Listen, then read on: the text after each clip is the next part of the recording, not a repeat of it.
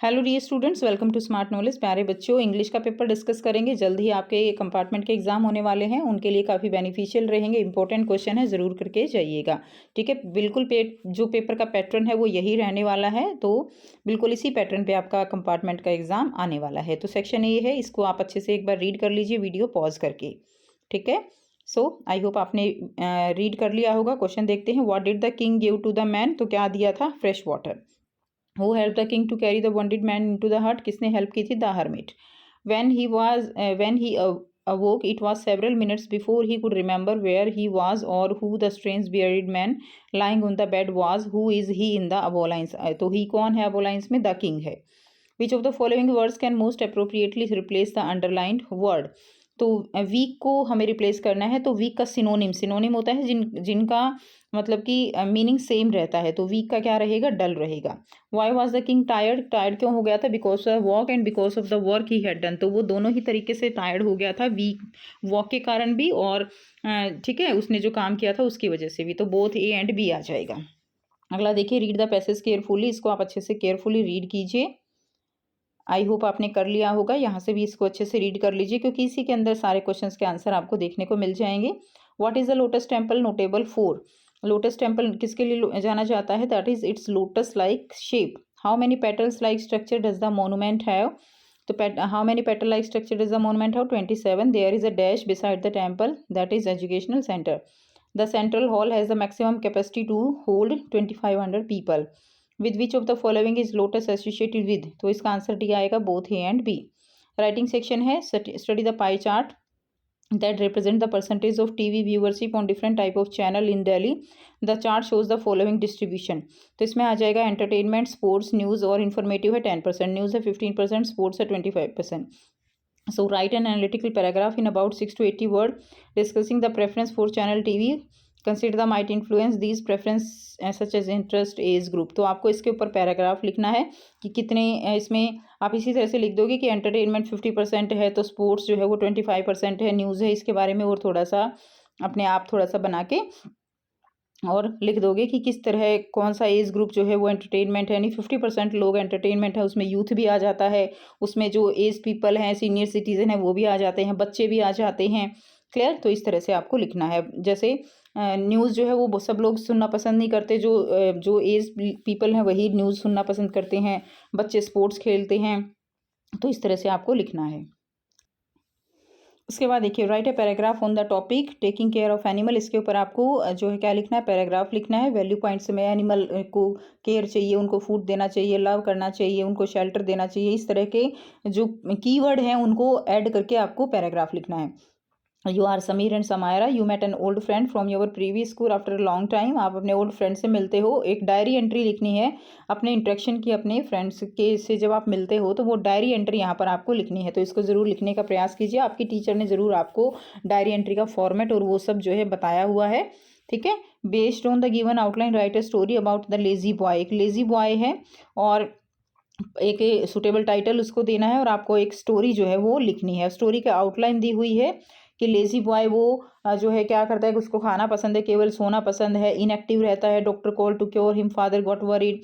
ठीक है, doctor advise exercise, doctor उसको एक्सरसाइज के एडवाइस देता है, hard work done by the boys, और इस तरह से उसकी जो लाइफ है वो चेंज हो जाती है। तो इस तरह से कोई स्टोरी आपको बनानी है। सेक्शन सी ग्रामर सेक्शन दिया हुआ है। Choose the correct option from the given option.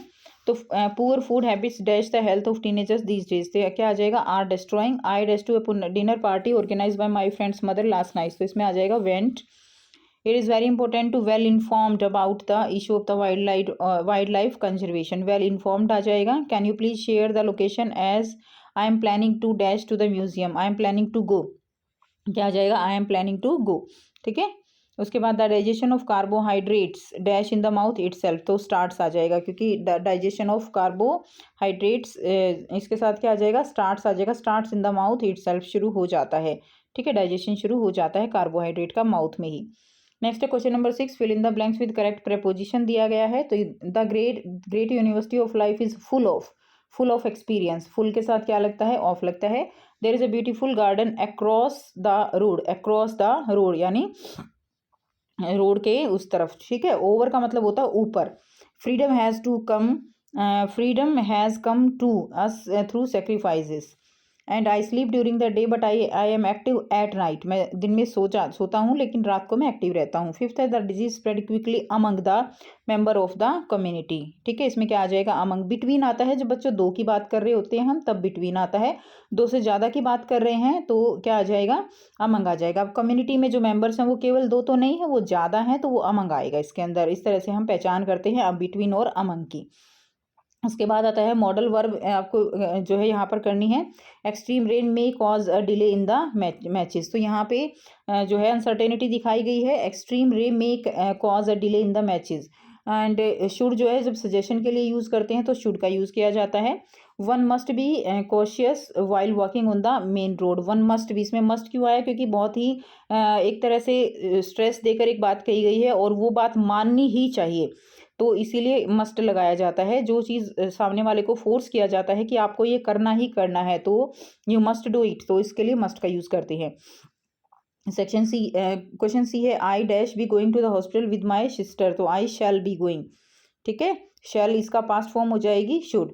Can I help with this suitcase, तो इसमें आ जाएगा कैन आ जाएगा। ठीक है, उसके बाद देखिए क्वेश्चन नंबर 8 दिया गया है the following passage has not been edited, there is an error in each line against which a blank is given, write the incorrect word and the correction in the space provided, remember to underline the word that you have supplied, any three.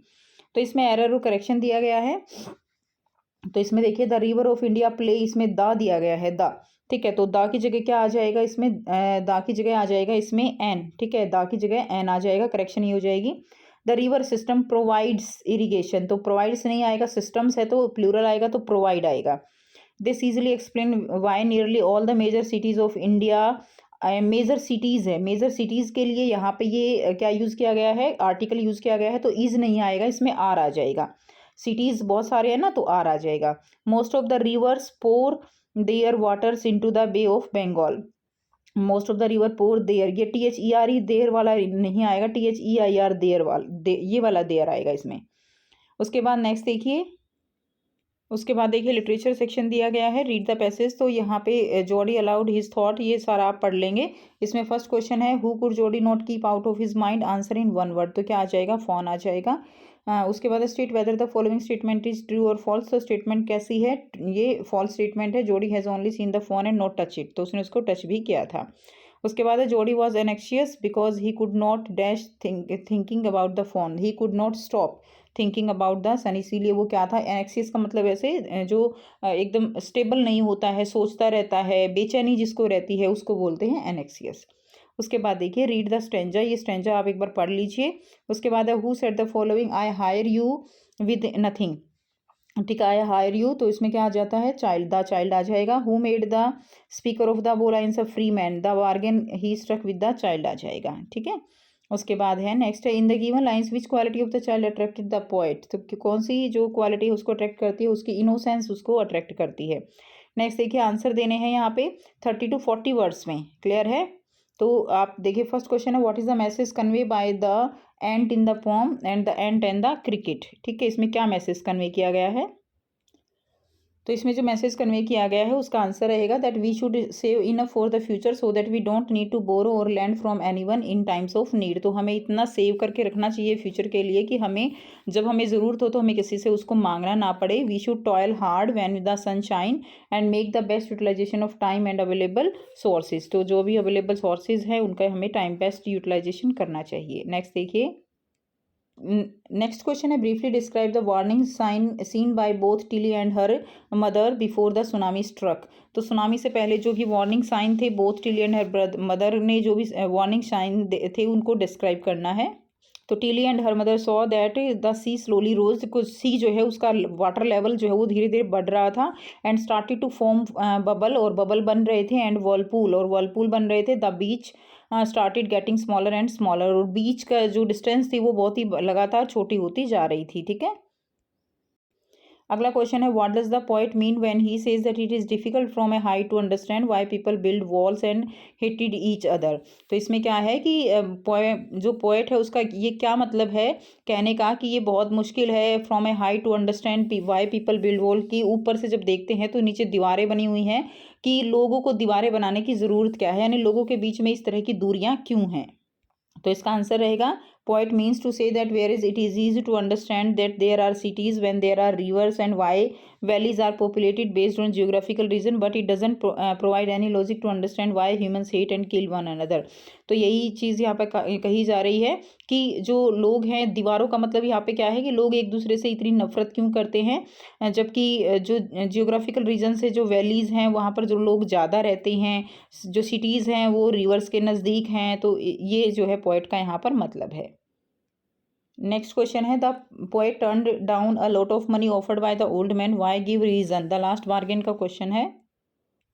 सो इसका answer रहेगा the poet didn't need और want a lot of money. तो poet जो है उसको बहुत ज़्यादा पैसा नहीं चाहिए। He valued his freedom more than becoming a slave for gold and money. तो उसको अपनी जो फ्रीडम है वो किसी भी चीज़ से, यानी चाहे वो गोल्ड है, मनी है, उस हर चीज़ से प्रिय है अपनी आज़ादी।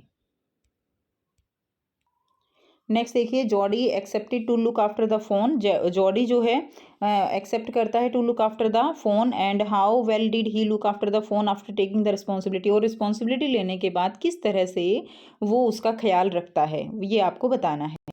तो बच्चों, Jordi look after the phone like a mother. Jordi जो है एक मदर की तरह उसका ध्यान रखता है। He made it drink milk. उसको आप with his fingers dipped in milk. अपनी फिंगर्स जो है वो दूध में डुबो के उसके मुंह में डालता है, उसको फीड कराता है। This is how a mother feed her baby.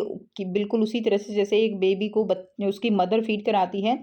जोडी was glad that he had found the phone. Jodie बहुत खुश है कि उसको ये फ़ोन मिला। He took care of the phone really well. वो बहुत अच्छे से उसकी देखभाल करता है। तो बच्चों, ये था आपका क्वेश्चन पेपर। आई होप आपको सारे क्वेश्चन समझ आ गए होंगे। अगर कोई डाउट है तो पूछ सकते हो। वीडियो अच्छी लगी तो ज़रूर से इसको लाइक ज़रूर कीजिए, चैनल को सब्सक्राइब कीजिए इसी तरह की और वीडियोस के लिए। मिलते हैं आपसे नेक्स्ट वीडियो में, and best of luck for your exam. I hope सारे बच्चे जो है वो अच्छे से अपना री एग्ज़ाम क्लियर करें, और सारे बच्चे वो सब जो है 9th में पढ़ें ताकि आपका साल ख़राब ना हो। तो मिलते हैं नेक्स्ट वीडियो में। Take care, bye bye.